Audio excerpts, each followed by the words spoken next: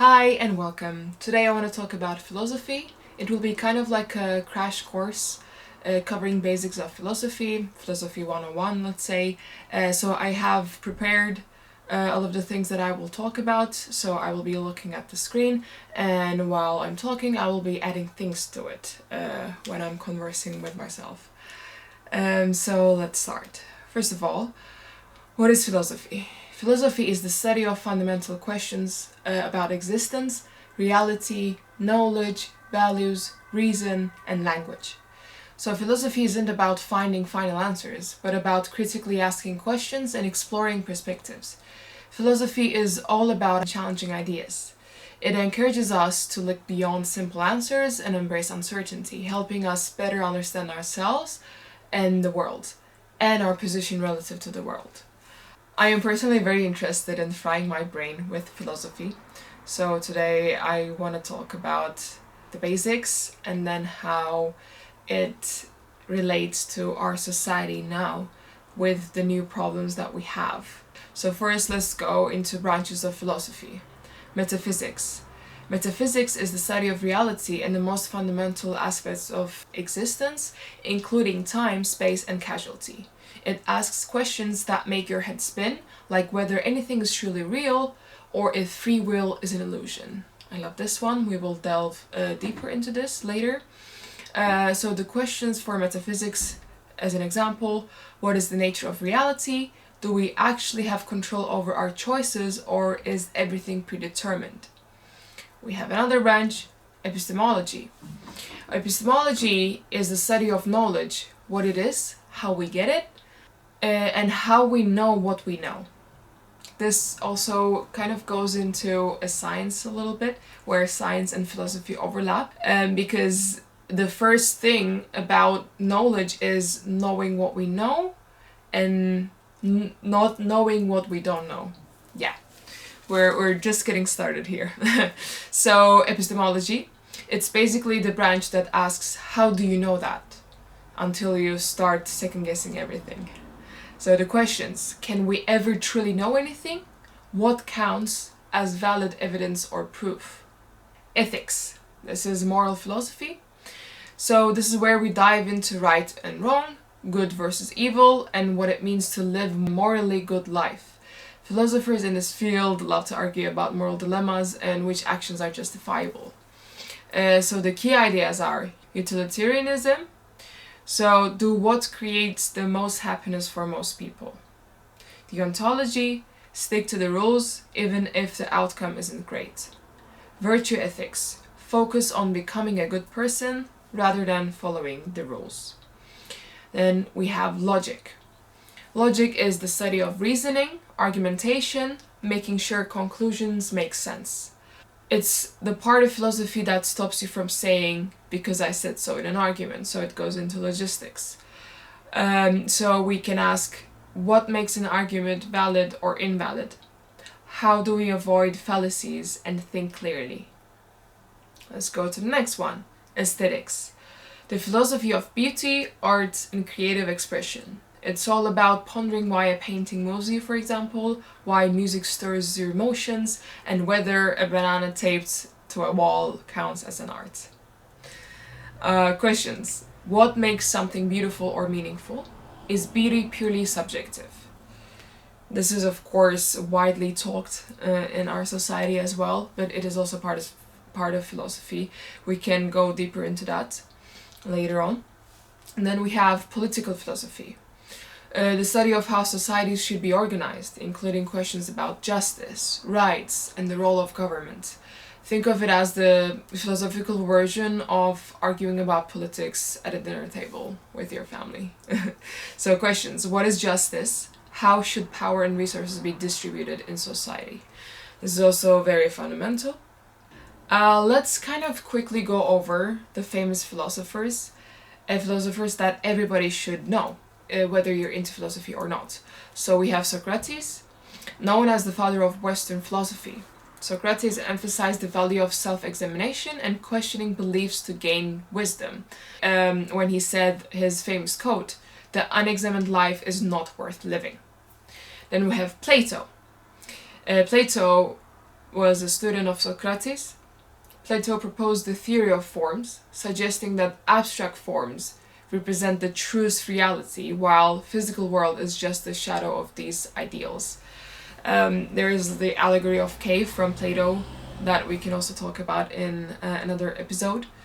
That one is also really interesting, where he discusses whatever we see, is it an illusion of reality? It's a reality that's projected, or is it actually the reality? So we can construct our own reality and we may not even be aware of it.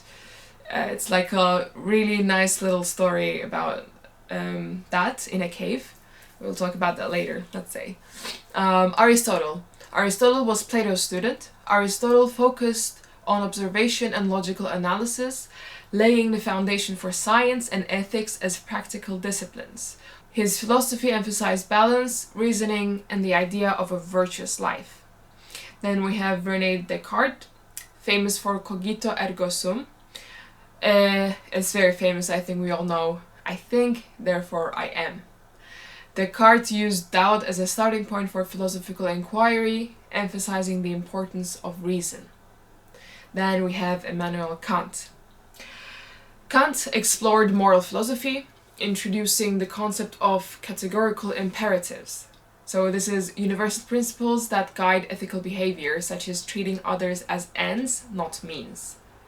We have Friedrich Nietzsche, a bold critic of traditional moral systems. Nietzsche introduced the idea of Übermensch, overman, challenging individuals to rise above conventional values and create their own purpose. All of these philosophers at their time was, of course, a little bit questioned. They were controversial, let's say, but they all were standing behind their idea. We have big philosophical questions.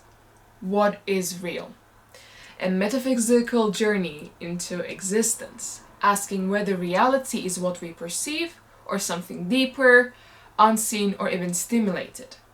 How can we know anything for certain? An epistemological challenge, probing the limits of human perception, knowledge, and belief. Because we have a limit to our perception. We cannot perceive beyond our abilities, our senses. The next question. What is purpose of life? I guess everyone's favorite.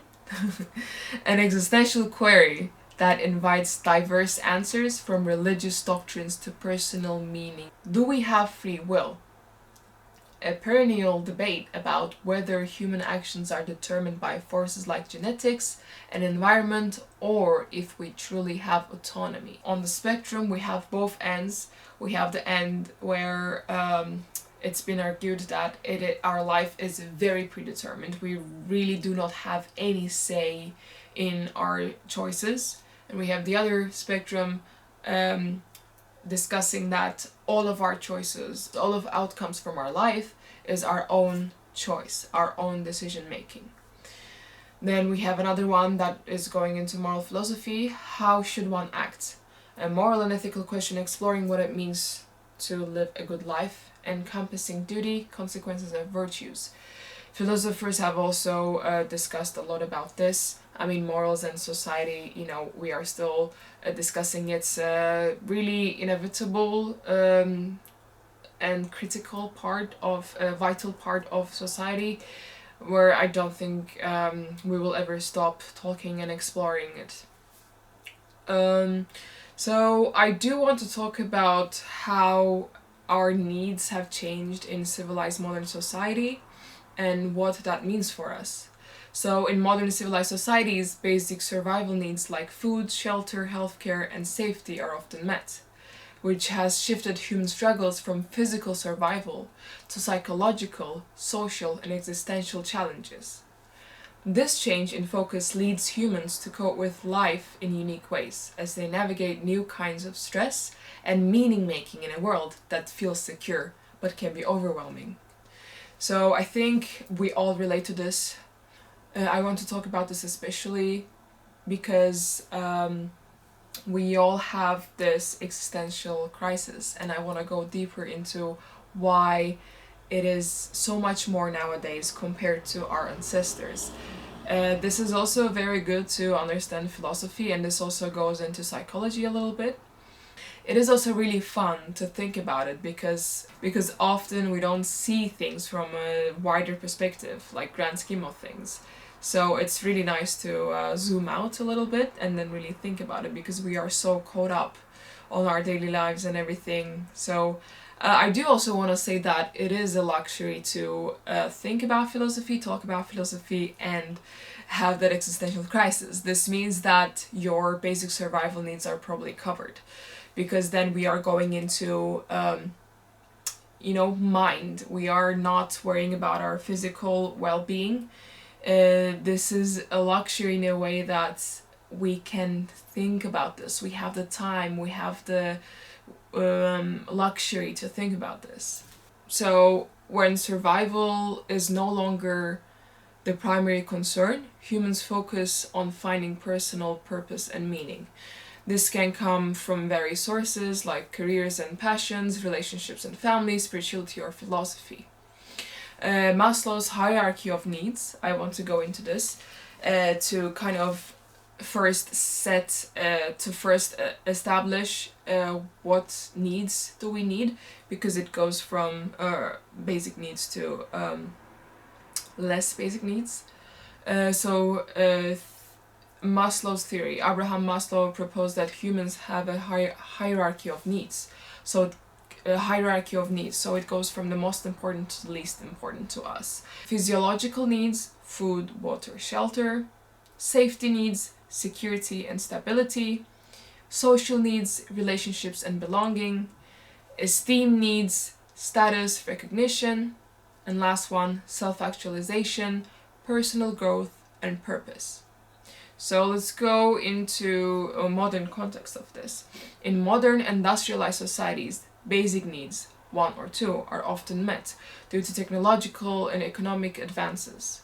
This shifts focus to higher level needs, 3 to 5. So social needs, esteem needs, and self-actualization, which are more complex and subjective. They are subjective. The most important needs are less subjective: food, water, shelter, security and stability. So as a result, people worry about social acceptance, purpose, identity, and self-worth, because they are less tangible and harder to satisfy. So even if you have these needs, because it is subjective and because it is less tangible, you might see them as not a part of your life, which makes it even more harder for you to cope with this.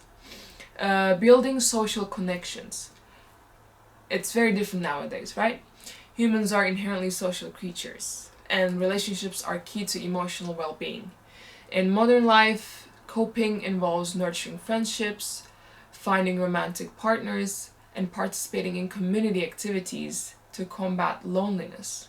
Social support provides stability, companionship, and shared understanding during challenging times. So what happens when we have lack of community and connection? Modern lifestyles often lack the close-knit communities or earlier societies. Just think about how we would have very close relationship with our neighbors not even that long ago, maybe 20 years ago, right? We would have at least been to our neighbor's house once, at least. We would have known their name, we would have known their family dynamic, we would have maybe shared food. Of course, these are very different in cultures as well, but we are kind of generalizing this. Still, compared to all of the cultures, it is much less and less close. So as a result, humans experience more anxiety and dissatisfaction when deprived of genuine connections. And we will also go deeper into that, because this goes into individualism and then connections being less and less genuine, because that is also important. Even if there's connection, if they are less genuine, we as humans, we recognize this, and this also makes us less satisfied and might even have a more adverse effect on us. Because if there's no connection, we know that there's no connection, but if there's a ingenuine connection, then our brain detects it as we do not deserve the genuine connection. So it kind of messes with our needs a little bit more because we can recognize it, and as humans we want real connection. Evolutionary mismatch. Our ancestral past. Humans evolved in environments where survival was the priority, right? We were hunting food, we were avoiding predators, and forming tight-knit social groups for protection. Anxiety and stress helped keep early humans alert to threats. This is very important because we cannot channel that in anymore. So as a result, natural stress response remains, but the threats are no longer the same. And without clear and physical dangers to focus on, anxiety is left in a kind of void, an undefined space where it struggles to find a purpose or outlet. Physical threats are very rare in modern life. We are not starving. We are talking about the majority of people. We have no predators. We feel more safe than ever. So these are rare in modern life. But our brains are still wired to detect threats. These instincts now target social dynamics, career pressures, and existential concerns, creating persistent worries. This has led into such an increase in depression and mental health issues. More than ever, we even started coming up with more and more mental health issues. Let's go on. Adapting to technological change. With modern life dominated by rapid technological advancements, people cope by learning to adapt, integrate these changes into their daily routines. This includes learning new skills to remain relevant in the workforce. I do also want to talk about this a little bit more because I know that this worry is much more than ever. Today's fast changing job market. Learning new skills is essential to stay competitive. It is very competitive right now, and there are of course jokes that saying even for an internship companies need 5 years of experience. So how is someone who just graduated is supposed to have at least few years of experience? Or as much as I see, the companies require at least 5 years of professional experience. So we have created a very big gap. So now even studying, getting a diploma, doing our masters, doing PhD does not at all guarantee a job. Technological advancements, automation, and globalization are reshaping industries, requiring workers to adapt continuously. Compared to the past, we have to adapt faster and much more than ever. Because while technology is advancing at a rapid pace and companies' requirements are going higher and higher. Using technology to connect with others or find entertainment and distraction from existential stressors. We will go into this later, how technology and being able to communicate. Okay, let's go to another one. This is a good one. Overabundance of choice, also known as the paradox of choice. So, in modern societies, people have an overwhelming number of options for careers, relationships, lifestyles, and values. More opportunities equals more choices. So, on one hand, it's nice, while choice can empower, but choice and opportunities can empower, but this also leads to decision fatigue. Stress from making constant choices. This can go from a very simple choice on a daily basis, from choosing what to wear to work, to the relationships that we are forming, or choosing a career. So the choices, even though the choices are sometimes less important than the other, still the overwhelming quantity of options and choices, it is still giving us a fatigue. And another one, fear of missing out, which I know a lot of people have. Anxiety about the wrong choice. Have I made the wrong choice? And constantly worrying about it, even though we have no control over it. But it is very daunting. or we compare ourselves to others. Social media, of course, also has an effect on this. We will go later into it. I kind of made a section for social media, so the points that are related, then related to that, we will talk about it in that section. We have another one, seeking novelty and adventure. Okay, so without immediate survival threats, humans often seek stimulation and variety to cope with boredom or feelings of emptiness. There was another saying that I heard: being bored is a luxury. As I said before, talking about philosophy and like philosophizing on life is a luxury, boredom is also. And we created boredom so much more than ever because of the stimulation. So when we don't have stimulation, it is horrible. It is much harder to cope with nowadays. So this can include exploring new hobbies, traveling, or taking risks. These experiences can create feelings of growth, accomplishment, and excitement.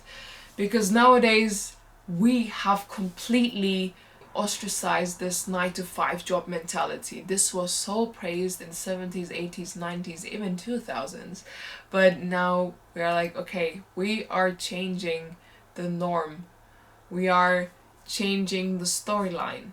9 to 5 job is the worst thing you can do to yourself. You need to go connect with nature, you need to travel, you need to explore, you need to meet new people, you need adventures in your life. So the less emphasis we put on, you need to have financial security, because now that is not a priority. Yes, because there are so many unconventional ways of making money now that it is so praised to have one of those jobs instead of 9 to 5, so you can enjoy life and live life. Well, in 21st century is of course the century that this has been praised the most, because why? As we have been talking about it before, you do not have the luxury to sit down and think, am I living life? Am I enjoying it? What do you think about? Do you have food? Am I starving? Do I have financial security? I have to raise my kids, you know? All of these really jeopardize the process of one thinking, am I enjoying life? So nowadays, we go on Instagram, all we see is like, hey, I'm on top of this mountain, I am biking, trailing here, hiking there, hitchhiking. I spontaneously decided to travel to the end of the world. So we are all in this like kind of competition to see who is living life to the fullest, which is creating unrealistic standards as well. I am not talking about beauty or anything, but this is how we live life, and everybody is competing about who has the most memories, who have explored the life most. Yes, so we were talking about what happened now in our civilized modern society when we stopped when we started having our basic needs covered. Existential concerns. With basic survival secured, people have more time to reflect on big existential questions, such as, what is the meaning of life? Am I living authentically? And what happens after death? Compared to before, where we were talking about if we can make it alive, constantly trying to stay alive, now we are so well covered that we are thinking what happens after death instead of trying to stay alive. So the inside of this would be existentials like Jean-Paul Sartre and Albert Camus suggest that facing these uncertainties can lead to existential anxiety. In modern times where traditional religious or cultural answers have declined, this anxiety can feel overwhelming. Cultural and creative expression. Art, music, literature, and creative expression allows individuals to explore emotions, process life's complexities, and connect with others on a deeper level. They serve as coping mechanisms that give voice to personal and collective experiences. And we can see this through history of art, how it evolved, and it is very closely related to the status of the society. This is also very interesting. We will also go deeper into that in a new episode. I am thinking of breaking these down, and then whatever you would like me to talk about, then you can leave a comment, and then I will make an episode just devoted to that. Cultural pressures and perfectionism. Modern cultures often emphasize productivity, success, and self-improvement. This can create unrealistic standards and a constant sense of failure and inadequacy, because the cultural pressure, the expectations are totally different now, and more of us are perfectionists. We are creating this phenomenon that there is not really much space for failure, because there is so much competition. It's such a fast pace that also affects us. Another thing is community and shared ideals. Humans thrive in groups that share common values, goals, or traditions. Being part of a group provides a sense of security, support, and identity, right?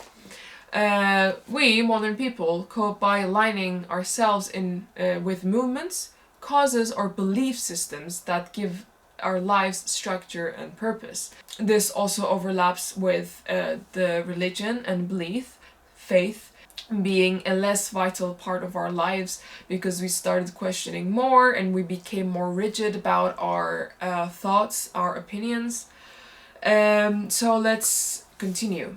The effect of individualism on community and shared ideals. So, modern individualism emphasizes personal freedom and self-expression, allowing people to define themselves on their own terms. While this celebrates diversity and choice, it can weaken traditional group bonds and shared values that once provided stability and security. We talked about this individualism. Now we are trusting each other less and less, and we are being more and more polarized by social issues, by politics, by anything that we can have an opinion about. Then this makes us have different opinions from each other, and then instead of us connecting and bonding, these values of us polarizes. We polarize each other, and as a result we become less and less connected to one another. People often seek new forms of community by aligning with movements, causes, or belief systems that reflect personal interests and shared concerns. Everybody finds a community in a different way. We adapt that to our life also in a different way, but sometimes we even refuse to have a community because we could have opinions that are very different from others, so we do not want to confront. Let's go into escaping into distraction and consumption. At times, when existential worries become too much, people turn to consumption, entertainment, shopping, or digital media as a way to momentarily escape. While this provides short-term relief, it can sometimes lead to unhealthy patterns or feelings of emptiness in the long term. This is also a very, very well known and very new issue that we are having. Dopamine addiction, it's social media. So now we have more free time, we have more luxury to have free time, and we can decide how to use that.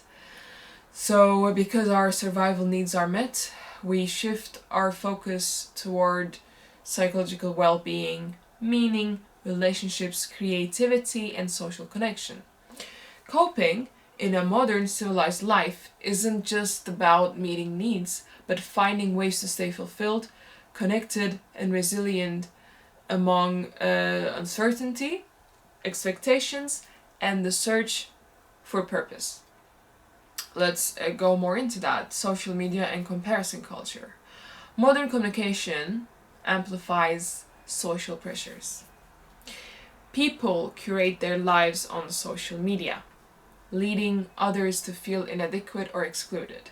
Social comparison can erode self-esteem and fuel anxiety. What happens is that because the reality and their lives are curated on social media, we have a broken perception in a way. It's because they're creating this illusion. Our brain is tricked into thinking that this is always their life, even though parts of it is nitpicked, and probably they are doing it for just that. So this is not actually a part of their life, but they make that their life temporarily to make them feel better, to make them feel like they are the ones that live the life to the fullest and others don't.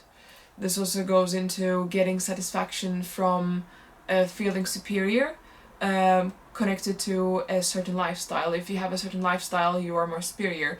Well, this goes into more of like also social status as well. Evolutionary perspective. Humans are social creatures wired to seek status and inclusion in groups. Social media heightens this instinct unnaturally.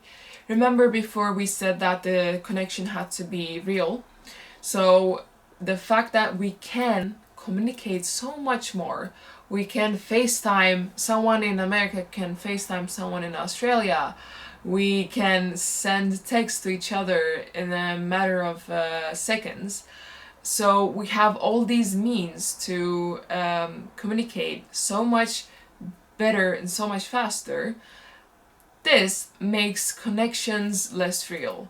So, for example, we can connect to more people, much more people than we could ever before. As the quantity of the means of communication increases, the quality drops. Just because we can communicate faster, better, doesn't mean that communication is real. It's actually the opposite. So this most of the time leaves us very unfulfilled. Social media heightens this instance unnaturally.